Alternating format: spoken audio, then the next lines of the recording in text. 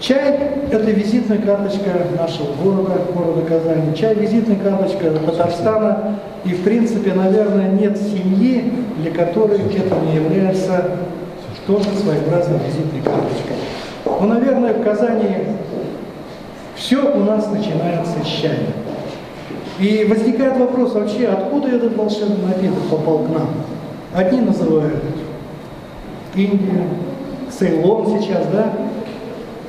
Другие Китай. Но вот все-таки ученые пришли к выводу, что к нам чай попал из Китая. В этот самовар можно использовать уголь, дрова, спирт и керосин. Вот они чем отличаются. Самовары России очень дорогие были, от 9 рублей и выше. Этот самовар стоил по такой форме от 25 рублей до 45 рублей. У нас до революции ложь стоила 5 рублей.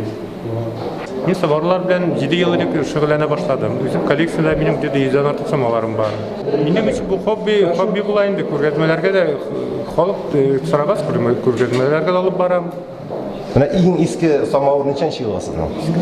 Иң борынгы самоварлар 1790 елларда кулдан эшләнгән Уралда, Бакырдан эшләнгән суган дип атала, суган переведен суган. Кызыксыналармы самоварлар белән, күргәзмәләр белән? Татарлар кызыксынамы күбрәк, руслармы, кемнәр мәсәлән?